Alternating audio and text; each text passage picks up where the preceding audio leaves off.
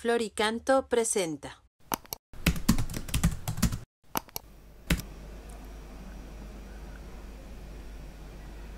Número 333 del Compendio del Catecismo.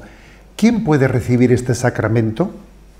Solo el varón bautizado puede recibir válidamente el sacramento del orden. La Iglesia se reconoce vinculada por esta decisión del mismo Señor. Nadie puede exigir la recepción del sacramento del orden, sino que debe ser considerado apto para el ministerio por la autoridad de la Iglesia. Bueno, como veis, es un tema que además trata un tema que a veces, desde el punto de vista de la mentalidad mundana, ha sido un tema polémico, porque la respuesta habla de que solo el varón bautizado puede recibir válidamente el sacramento del orden. Por lo tanto, imaginaros que en un lugar se hiciese una ordenación sacerdotal a una mujer, no se consideraría válido, se consideraría inválido, no solo ilícito, sino inválido.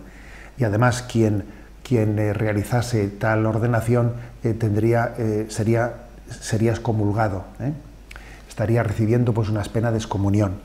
Además, según una reforma reciente hecha por el Santo Padre en el Código de Derecho Canónico.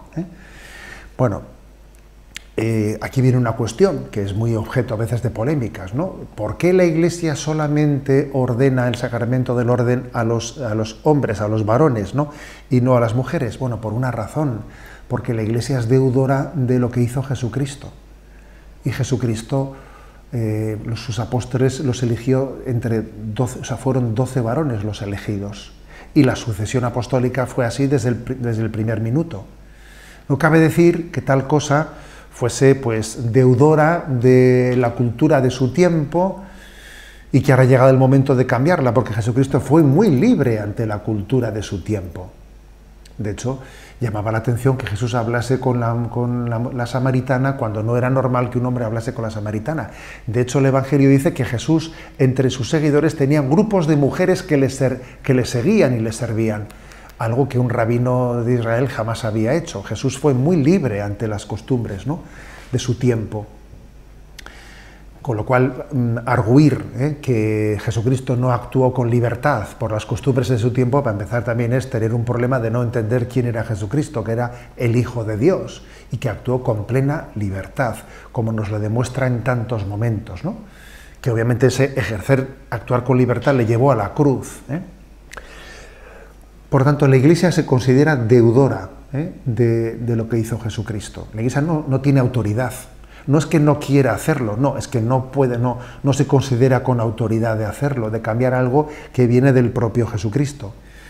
Y tal afirmación, que el sacerdocio está reservado para los varones bautizados, es algo que forma parte de una doctrina irreformable por parte de la Iglesia. Así lo declaró San Juan Pablo II, y el Papa Francisco lo ha repetido, y Benedicto XVI, que se trata de una doctrina irreformable. Es verdad que luego uno se hace una serie de preguntas. ¿Por qué hizo Jesucristo eso?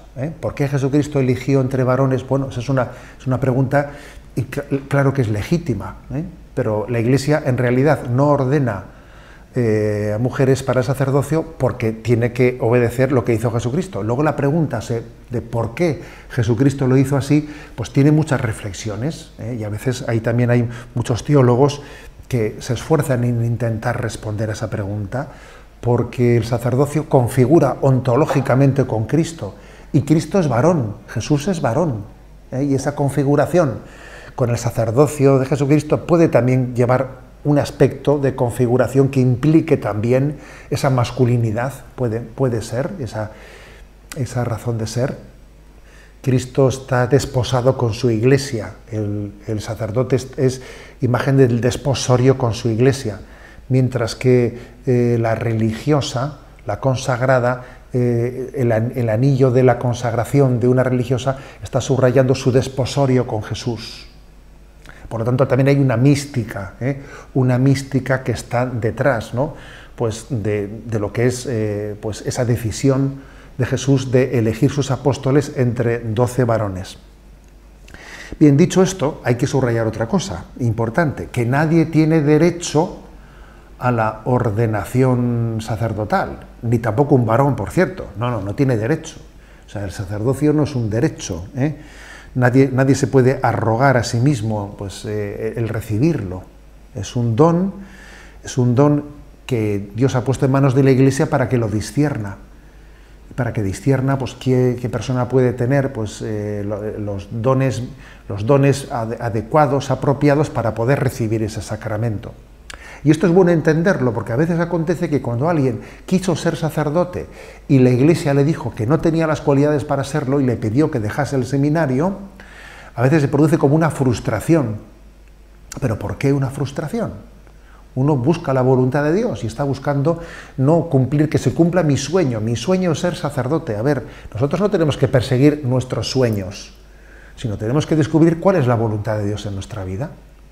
Por lo tanto, nada de sentir como frustración, que yo quise ser sacerdote y me dijeron que no, ni forzarlo, ni buscarlo, ni ir a otro sitio, a ver si en otro sitio me acogen cuando aquí. No, sino buscar la voluntad de Dios, entender que es un don inmerecido, es un don que no poseemos en propiedad y sobre todo, ¿no? Pues rezar, obviamente, ¿no? Rezar por todos los sacerdotes, rezar por el sacerdocio que está sometido, ¿no?